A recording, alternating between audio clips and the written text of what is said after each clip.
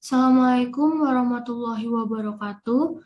Kami dari kelompok 9 akan mempresentasikan hasil rancangan perangkat lunak yang telah kami buat.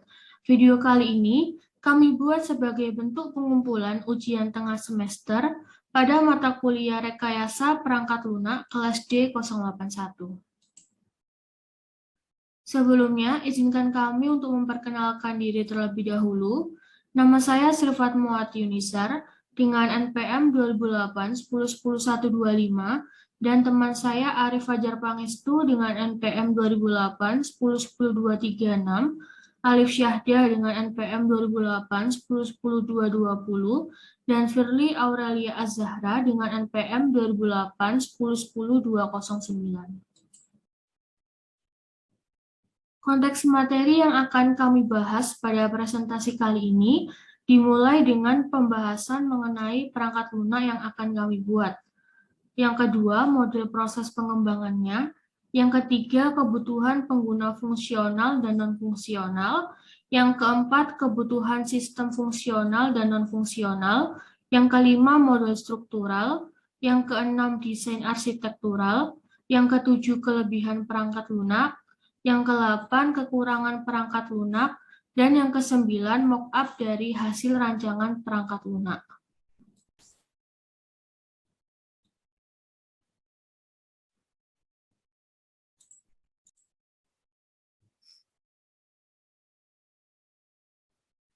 Perangkat lunak yang akan kelompok kami buat yaitu aplikasi diary bernama SOM yang merupakan singkatan dari Story of My Life, yang berarti cerita atau kisah kehidupanku. Aplikasi diary ini bertujuan untuk membantu user mengekspresikan diri ke dalam sebuah media. Sebelum melanjutkan ke penjelasan yang lebih detail, di sini saya akan menjelaskan mengenai apa sih aplikasi SOM itu. SOM ini merupakan sebuah buku harian atau catatan pribadi dalam bentuk perangkat lunak atau software. SOM dapat diisi dengan kejadian atau peristiwa yang dialami oleh penulis, pikiran atau permasalahan yang sedang dihadapi oleh penulis, serta catatan penting ataupun random yang ingin dituangkan oleh penulis ke dalam sebuah media. SOM ini layak untuk dikembangkan karena dapat membantu user untuk mengekspresikan dirinya serta mencatat kejadian yang telah berlangsung dalam kehidupan sehari-hari. Penggunaan SOM ini dirasa lebih praktis karena user tidak perlu repot membawa buku diary maupun jurnal, serta adanya fitur pengamanan informasi sehingga user lain tidak dapat mengakses catatan user lainnya. Untuk model proses pengembangannya, kelompok kami memilih menggunakan model proses pengembangan incremental development, yaitu model pengembangan sistem pada software development berdasarkan requirement atau kebutuhan software yang dipecah menjadi beberapa fungsi atau bagian sehingga model pengembangannya secara bertahap. Alasannya adalah incremental model ini dapat membantu developer untuk mengurangi biaya pembuatan suatu fungsi sistem, dan user dapat menggunakan perangkat lunak lebih awal dari yang dimungkinkan, sehingga lebih mudah untuk mendapatkan umpan balik user atas pengembangan yang telah dilakukan.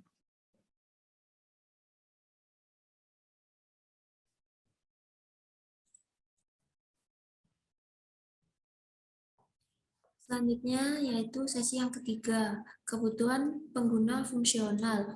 Kebutuhan pengguna fungsional, functional user requirement adalah pernyataan tentang layanan yang disediakan sistem dan tentang batasan-batasan operasionalnya.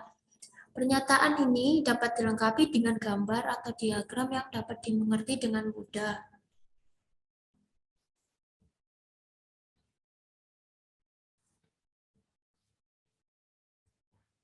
Adapun kebutuhan fungsional requirement pada aplikasi diary dapat dilihat dari kebutuhan pengguna. User requirement adalah yang pertama, user dapat registrasi akun baru.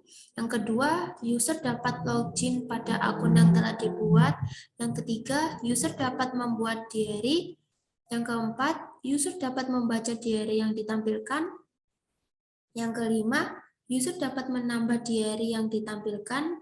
Yang keenam, user dapat melihat kapan diary yang telah dibuat. Yang ketujuh, user dapat menambahkan foto atau video pada diary yang ditampilkan. Yang ke-8, user dapat mengedit dan menghapus diary yang ditampilkan. Yang ke-9, user dapat menyimpan diary yang ditampilkan.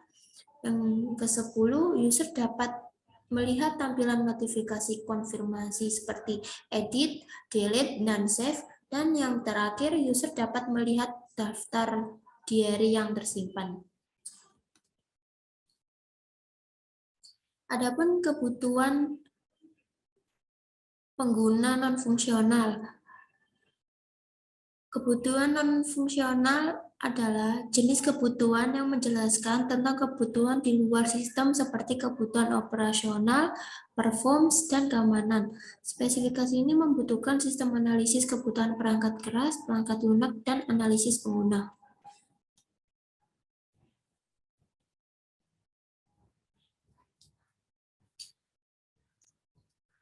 Kebutuhan non-fungsional pada aplikasi diary dapat dilihat dari kebutuhan pengguna. User requirement adalah yang pertama, dapat mengunduh perangkat lunak di platform Android Play Store. User dapat melihat tampilan antarmuka yang mudah dipahami dengan desain terkini. Kemudian data pribadi dan isi diary user terjamin keamanannya. Dan yang terakhir, user dapat menggunakan aplikasi kapan saja.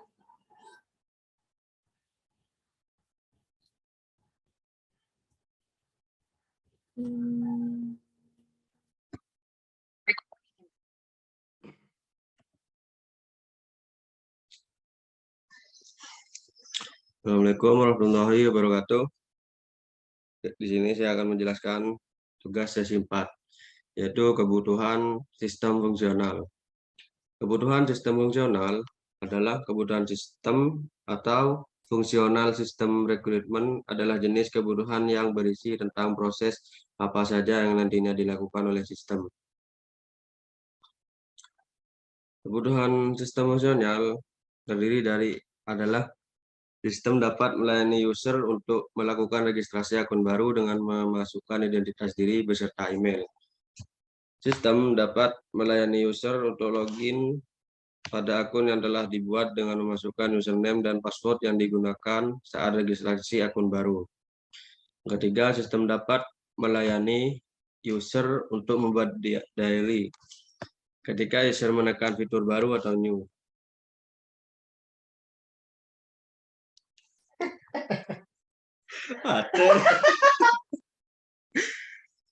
Sengaja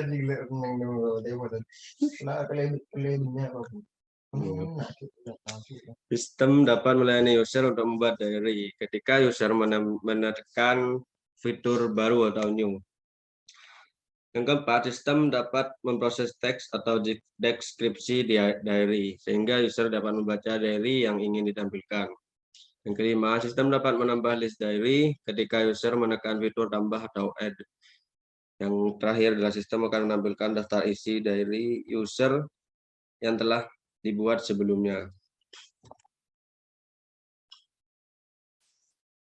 Di dalam kemudahan sistem fungsional terdapat sistem dapat menampilkan fitur edit, delete, serta save pada diary yang dibuat oleh user. Sistem dapat menampilkan notifikasi dalam notifikasi sebelum user ingin menghapus, mengedit, maupun menyimpan diary. Sistem akan memunculkan notifikasi ya jika user setuju untuk menghapus, mengedit, dan menyimpan diary, dan notifikasi tidak jika batal untuk menghapus, mengedit, dan menyimpan diary.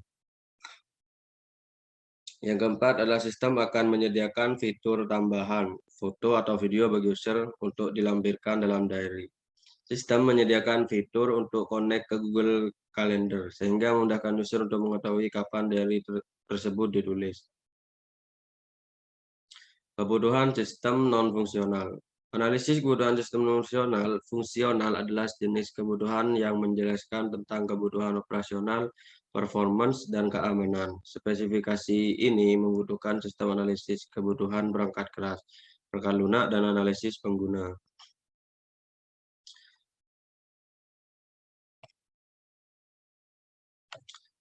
Sistem akan menjamin kerahasiaan data pribadi dari akun user ketika pendaftaran akun baru. Data akan terkonek ke dalam Gmail yang memberikan tambahan keamanan akun user. Yang ketiga, sistem menggunakan fitur keamanan email untuk memverifikasi akun milik user. Yang keempat, sistem memiliki tampilan desain UI UX yang mudah dipahami oleh user. Dan yang terakhir, sistem akan berjalan terus-menerus kecuali perangkat lunak sedang mengalami perbaikan atau pembaharuan dan peningkatan. Kebutuhan perangkat lunak dan perangkat keras. User dapat mengunduh perangkat lunak di platform Android atau Play Store. Perangkat lunak dapat dijalankan di platform Android dan dapat di-download melalui Play Store.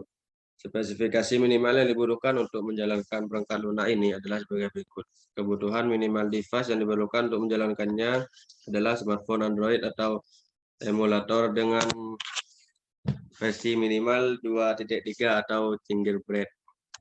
Kebutuhan minimum memori atau RAM device dengan kapasitas 512 MB. Baru aja. Pacar Medina sebelum si Legrand di binaan siapa namanya? Yo cek nih orang. Assalamualaikum warahmatullahi wabarakatuh. Di sini saya akan menjelaskan sesi 5 yaitu model konteks dan model interaksi perangkat lunak pada aplikasi Dari. Model konteks digunakan untuk menggambarkan konteks operasional suatu sistem sehingga dapat memberikan penjelasan tentang cara kerja sistem dalam perangkat lunak dan menceritakan hubungan antara setiap sistem yang ada. Pada aplikasi Dari memiliki beberapa sistem kecil yang akan dihubungkan agar perangkat lunak ini berjalan dengan baik. Model konteks pada aplikasi Dari sebagai berikut. Yang pertama adalah terkoneknya dengan Google Calendar, lalu membuat daftar list diary, lalu pencarian list diary yang telah dibuat.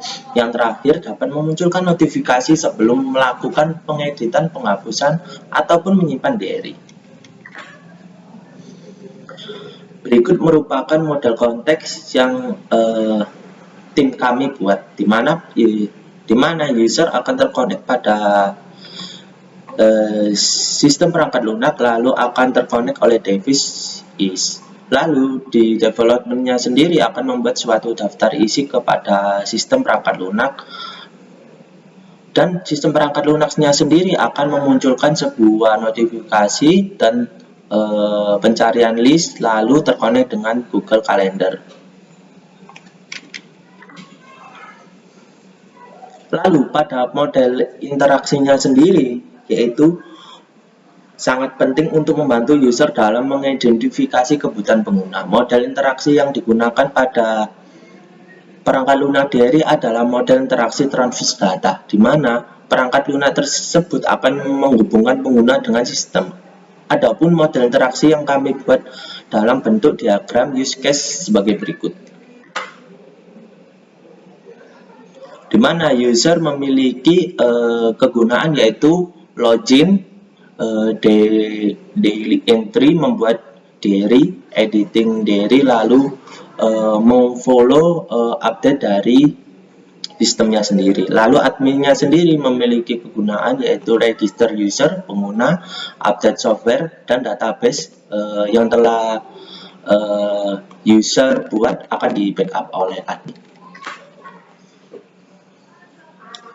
Pada model interaksi ini, di mana aktor merupakan user dan administrator atau bisa disebut dengan admin. Lalu deskripsinya sendiri sangat pertama kali membuka aplikasi, pengguna akan mentransfer data pribadi seperti email dan password ketika mendaftar akun baru maupun login ke sistem database, akan menyimpan keseluruhan data pribadi dari pengguna tersebut. Lalu datanya sendiri, di mana data pribadi pengguna dan keseluruhan isi diary. Lalu untuk stimulusnya sendiri yaitu fitur search untuk mencari diary berdasarkan kata kunci yang ditulis oleh user. Lalu responnya sendiri, sistem akan menunjukkan diary yang dimaksud oleh user berdasarkan kata kunci yang dimasukkan. Untuk komennya sendiri memberikan pemberitahuan jika terdapat informasi penting ke user.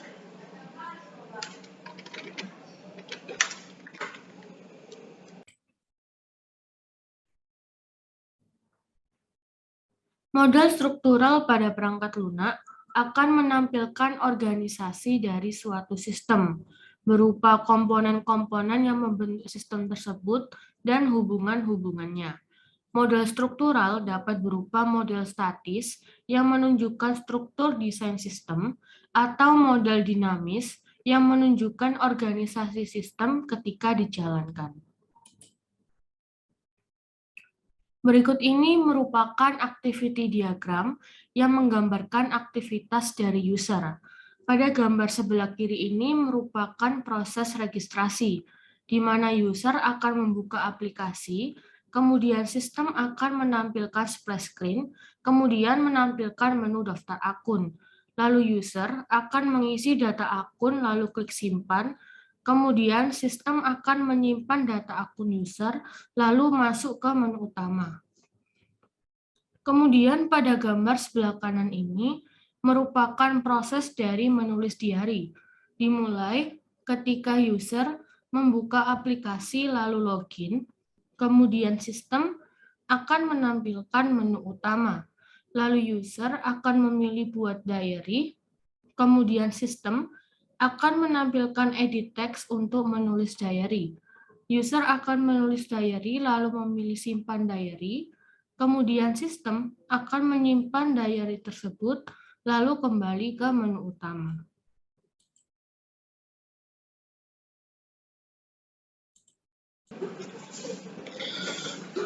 Ada diagram menu ini di mana sistem bekerja akan merespon membuka menu utama, lalu akan merespon sekali lagi di mana akan membuka semua daftar isinya ke database. Lalu terjadinya suatu respon balik dari database ke menu utama di mana akan data yang ada di database akan diproses ke dalam suatu menu utama, lalu akan ditampilkan semua daftar diary-nya kepada sistem bekerja atau sistem yang telah berproses. Di mana sistem yang berproses tersebut akan membuka menu utama. Menu utama tersebut akan dikembalikan sekali lagi ke prosesnya, lalu akan membuka semua daftar diary di mana apa saja fitur-fitur diary yang ada, lalu akan menampilkan semua daftar diary seperti yang saya jelaskan tadi pada database, di mana daftar data di database tersebut akan langsung menampilkan semua daftar diary-nya.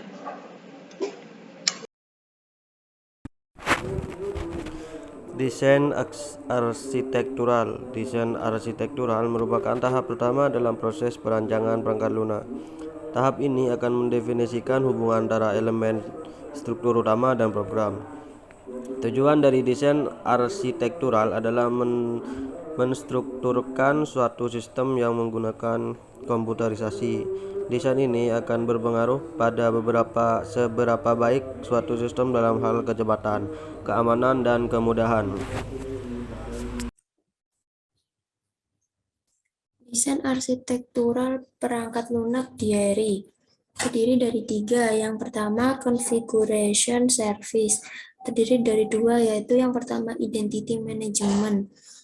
Mengatur profil user seperti nama pengguna, username, password, alamat email, dan foto profil yang berada dalam tampilan halaman profil diary.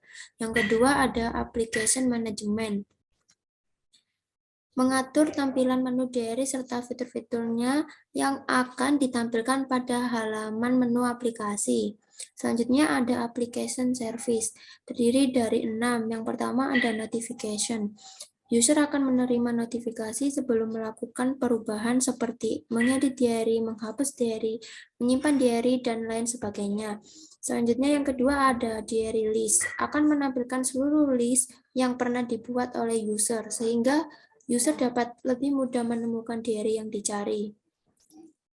Selanjutnya yang ketiga yaitu reminder. User akan mendapatkan email reminder untuk menulis diary jika diinginkan. Yang keempat, resource image atau video.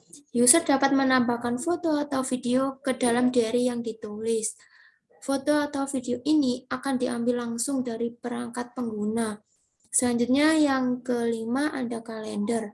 Terdapat kalender dalam diary sebagai pengingat kapan user membuat diary tersebut. Dan yang terakhir ada history arsip. Terdapat history arsip yang berguna untuk melihat histori kapan user terakhir mengedit diary. Selanjutnya ada utility service, terdiri dari 5. Yang pertama ada authentication. Pada tampilan awal perangkat lunak, user akan melewati proses validasi menggunakan nama pengguna serta password. Jika nama pengguna dan password telah sinkron dengan data yang tersedia, maka user akan diperkenankan masuk oleh sistem. Yang kedua ada user storage. User akan memiliki penyimpanan database seperti email, password, nama pengguna, foto profil, dan lain sebagainya. Yang ketiga ada aplikasi storage. Perangkat lunak akan memiliki penyimpanan database seperti edit history, search history, dan lain sebagainya. Yang keempat ada search entries. Perangkat lunak akan menyediakan fitur searching untuk mencari diary yang diinginkan.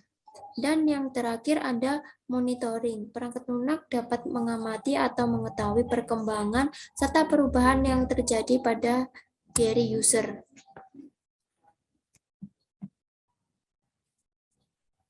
Application arsitektur. Berikut ini merupakan alur dalam pembuatan diary. Terdapat 3 proses, yaitu yang pertama input, yang kedua proses, yang ketiga output. Di dalam input terdapat 3 fitur, yaitu pengguna diharuskan membuat akun terlebih dahulu. Setelah membuat akun, pengguna wajib melakukan validasi akun berguna untuk akun tersebut dapat tervalidasi oleh aplikasi. Setelah akun pengguna tervalidasi, pengguna akan diarahkan ke menu sehingga pengguna dapat memilih menu pada aplikasi. Setelah ke menu, pengguna akan diarahkan ke dalam tampilan proses yang terdapat 2 fitur, yaitu upload database yang berguna untuk mengupload database yang telah dibuat oleh pengguna. Lalu pengguna juga dapat mengupdate akun yang telah dibuat. Setelah itu, terdapat proses output yang terdiri dari 3 fitur, yaitu pengguna dapat membuat diary baru, kemudian pengguna juga dapat mengedit diary, dan yang terakhir pengguna juga dapat menyimpan diary yang telah dibuat.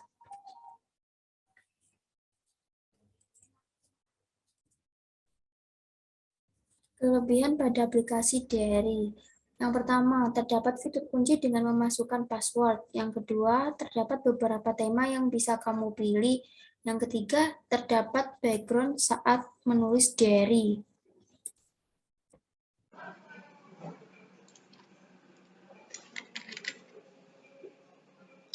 Untuk kelebihan diary, seperti rekan saya menjelaskan pada tab pertama, akan ditambahkan terdapat stiker bervariasi dan emoji pada saat kita mengedit atau menambahkan isi diary-nya, lalu notifikasi sebelum menghapus data diary. Dimana yang dimaksud adalah ketika kita ingin menghapus suatu diary, itu akan diberi suatu notifikasi apakah yakin untuk menghapus diary tersebut atau tidak, lalu terkonek di kalender, dimana yang dimaksud adalah diary yang telah dibuat itu akan terkonek dengan kalender, dimana pada hari tersebut akan terdapat keterangan dimana dia telah membuat suatu diary, misalkan A. Nah, itu akan ditampilkan pada kalendernya.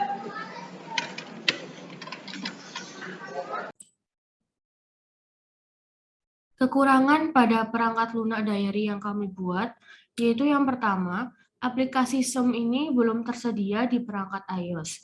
Yang kedua, diary masih belum dapat dibagikan ke media sosial lain, seperti Instagram, Twitter, Facebook, dan lain-lain. Kemudian, diary tidak dapat diekspor ke dalam bentuk file PDF, Dropbox, atau Google Drive, dan media lainnya.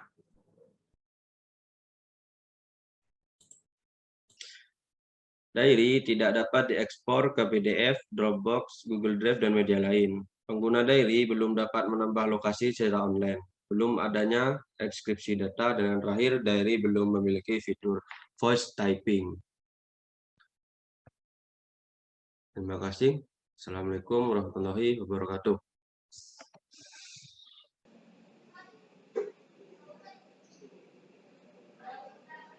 Berikut merupakan mockup desain SOM di mana mockup ini akan diberikan pada mobile, di mana pada utamanya sendiri terdapat yaitu login, register, sama lupa password. Sebagai berikut contoh dari mockup desain loginnya.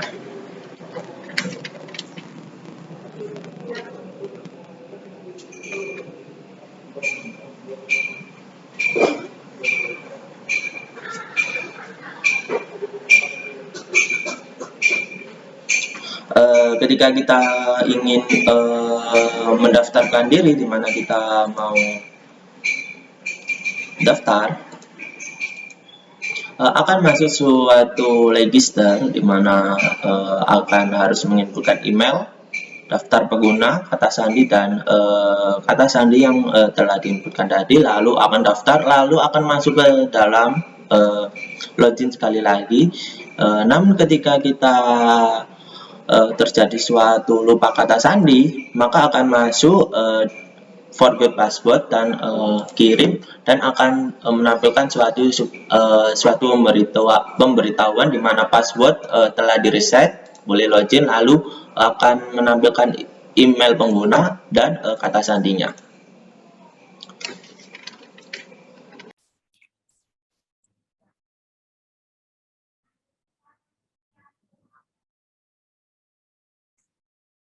Kemudian akan saya lanjutkan pada pembahasan mockup desain selanjutnya. Pada gambar bagian kiri ini merupakan fitur untuk menampilkan pemberitahuan, di mana fitur ini berhubungan dengan fitur sebelumnya, yaitu fitur forgot password.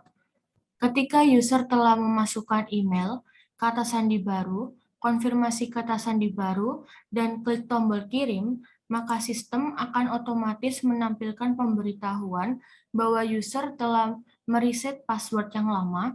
Kemudian sistem akan mengarahkan user untuk melakukan login dengan password yang baru. Kemudian pada gambar bagian tengah ini merupakan tampilan menu utama dari aplikasi Zoom. Pada bagian bawah ini merupakan navigasi dengan 5 icon, yaitu dimulai dari kiri merupakan icon menu utama, kemudian icon kalender, kemudian pada bagian tengah ini merupakan icon untuk membuat diary yang baru, kemudian sebelahnya merupakan icon favorite, dan yang terakhir merupakan icon profile. Pada tampilan bagian atas ini terdapat fitur searching, di mana memudahkan user untuk mencari diary yang diinginkan. Kemudian terdapat fitur diary list, di mana sistem akan menampilkan list-list diary yang telah dibuat oleh user, kemudian ditampilkan sesuai urutan dari yang terbaru hingga yang terlama. Kemudian di bawahnya terdapat fitur latest diary, di mana sistem akan menampilkan diary yang telah dibuat oleh user, dimulai dengan urutan yang terbaru hingga yang terlama. Kemudian terdapat icon bintang yang merupakan fitur favorite. Di sini user dapat menandai mana diary yang penting dan mana diary yang tidak penting. Kemudian pada gambar sebelah kanan ini merupakan tampilan profile, Di tampilan profil ini terdapat foto profil dari user, kemudian nama lengkap, kemudian email yang digunakan untuk mendaftar. Kemudian pada profil setting ini, user dapat mengganti nama lengkapnya atau mengganti foto profilnya. Setelah itu terdapat reminder, di sini user dapat mengaktifkan atau menonaktifkan.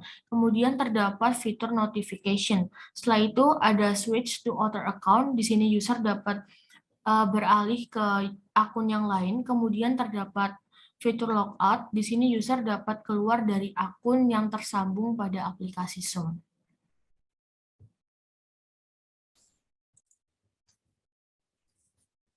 Selanjutnya di sebelah kiri terdapat isi diary. User dapat menuliskan cerita atau pengalaman yang sedang dialami hari ini.